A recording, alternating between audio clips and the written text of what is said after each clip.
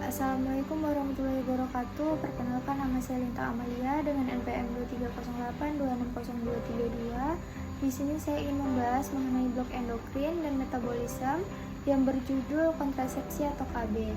Di sini yang pertama saya ingin membahas mengenai pengertian KB. Nah, KB sendiri ialah singkatan dari keluarga berencana yang merupakan program yang bertujuan untuk mengatur jumlah dan jarak kelahiran anak dalam suatu keluarga. Nah, program KB ini sendiri bertujuan untuk meningkatkan kesehatan ibu dan anak, yaitu dengan mengatur jarak dan jumlah kelahiran, kesehatan ibu dan anak dapat lebih terjaga. Jarak kehamilan yang ideal sendiri juga dapat membantu pemulihan ibu dan memastikan anak mendapatkan perhatian dan nutrisi yang cukup. Yang kedua, ada mengurangi angka kematian ibu dan bayi. Pada perencanaan kehamilan yang baik dapat mengurangi risiko komplikasi kehamilan dan persalinan, sehingga menurunkan angka kematian ibu dan bayi. Yang ketiga, ada meningkatkan kesejahteraan keluarga, yaitu dengan jumlah anak yang sesuai dengan kemampuan ekonomi dan sosial, keluarga dapat memberikan pendidikan, gizi, dan perhatian yang baik kepada anak-anak mereka. Yang keempat, ada pengendalian pertumbuhan penduduk, yaitu mengurangi laju pertumbuhan penduduk dapat membantu pemerintah dalam mengelola sumber daya alam, lingkungan, serta menyediakan layanan publik yang memadai. Yang kelima, ada peningkatan kualitas hidup, yaitu keluarga yang terencana dapat lebih fokus pada peningkatan kualitas hidup, baik dari segi pendidikan, kesehatan, maupun ekonomi. Yang keenam, ada pemberdayaan perempuan. Dengan memberikan akses dan informasi mengenai KB, perempuan memiliki lebih banyak kontrol atas kesehatan reproduksi dan kehidupan mereka. Yang ketujuh, ada pencegahan kehamilan yang tidak diinginkan. Nah, KB ini sendiri dapat membantu pasangan untuk mencegah kehamilan yang tidak diinginkan, sehingga mereka dapat merencanakan keluarga sesuai dengan keinginan dan kemampuan mereka. KB ini sendiri juga memiliki beberapa metode. Yang pertama ada pil KB, yaitu pil yang mengandung hormon untuk mencegah ovulasi. Yang kedua ada kondom, yaitu alat kontrasepsi yang digunakan untuk mencegah sperma mencapai sel telur. Yang ketiga ada IUD atau intrauterine device, yaitu alat yang ditempatkan di dalam rahim untuk mencegah kehamilan. Yang keempat ada suntik KB, yaitu suntikan hormon yang diberikan secara berkala untuk mencegah ovulasi. Yang kelima ada implan, yaitu alat kecil yang ditempatkan di bawah kulit untuk melepaskan hormon secara perlahan. Yang keenam ada sterilisasi, yaitu prosedur permanen untuk mencegah kehamilan seperti vasektomi pada pria atau ligasi pada wanita. Kemudian apa aja sih dampak ketika kita tidak melakukan KB? Yang pertama, pada kesehatan ibu dan bayi. Pada ibu sendiri, kehamilan yang terlalu sering dan terlalu dekat jaraknya dapat meningkatkan risiko komplikasi kehamilan, persalinan prematur, dan kematian pada ibu. Kemudian pada anak yang terlahir jaraknya mungkin terlalu dekat juga dapat menyebabkan risiko malnutrisi dan perkembangannya tidak optimal.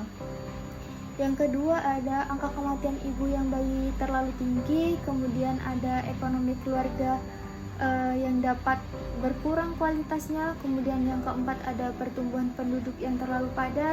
Kemudian yang kelima ada pendidikan dan karir perempuan yang terbatasi. Yang keenam ada kesejahteraan masyarakat yang tidak memadai, serta yang ketujuh kualitas hidup dapat menurun.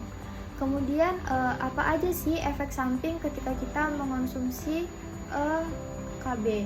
Nah, yang pertama di sini ada pil KB. Efeknya terbagi menjadi dua, yaitu ringan dan serius. Pada ringan sendiri bisa dapat menyebabkan mual, sakit kepala, peningkatan berat badan, nyeri payudara, dan perubahan suasana hati. Kemudian yang seriusnya dapat meningkatkan risiko pembekuan darah, serangan jantung, dan stroke. Terus yang kedua ada kondom. Efek samping kondom juga terbagi menjadi dua, yaitu ringan dan serius. Pada ringan sendiri dapat menyebabkan iritasi atau alergi pada sebagian orang, serta yang serius dapat menyebabkan alergi berat pada beberapa orang. Yang ketiga ada IUD atau intrauterine device. Efek sampingnya terbagi dua juga, yaitu yang ringan dapat menyebabkan kram dan pendarahan. Kemudian yang serius dapat menyebabkan infeksi panggul dan perforasi rahim. Kemudian yang keempat ada suntik KB, terbagi menjadi dua juga, ringan dan serius. Pada ringannya sendiri dapat meningkatkan berat badan, perubahan siklus menstruasi, mual, sakit kepala, dan perubahan suasana hati. Kemudian yang serius sendiri dapat menyebabkan penurunan kepadatan tulang dalam jangka yang sangat panjang. Kemudian yang kelima ada implan KB. Nah, dia efek sampingnya terbagi dua juga, terbagi menjadi ringan dan serius. Pada ringan sendiri dapat menyebabkan pendarahan yang tidak teratur, sakit kepala, peningkatan berat badan, dan nyeri pada tempat pemasangan. Kemudian yang seriusnya dapat menyebabkan terjadinya infeksi atau migrasi implan. Yang keenam ada sterilisasi atau vasektomi atau ligasi tuba. Efek sampingnya terbagi dua, yaitu ringan dan serius. Yaitu yang ringannya dapat menyebabkan nyeri dan ketidaknyamanan pada daerah yang terinfeksi atau mengalami pembengkakan.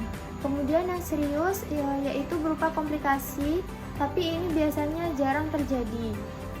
Kemudian yang ketujuh ada patch KB atau plester kontrasepsi.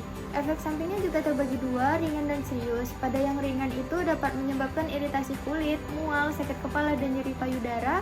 Sedangkan yang serius dapat menyebabkan peningkatan resiko pembekuan darah. Kemudian yang kedelapan ada cincin vagina. Efek sampingnya juga terbagi dua, ringan dan serius. Pada yang ringan sendiri dapat menyebabkan iritasi vagina serta peningkatan keputihan. Pada yang serius dapat menyebabkan resiko pembekuan darah. Kemudian yang kesembilan ada metode kontrasepsi alami. Pada kontrasepsi alami ini dia tidak mengandung efek samping, tetapi resiko kegagalan lebih tinggi dibandingkan metode lainnya jika tidak digunakan dengan benar. Baik, saya rasa sudah cukup presentasi saya. Kurang lebihnya saya mohon maaf. Wassalamualaikum warahmatullahi wabarakatuh. Dan terima kasih.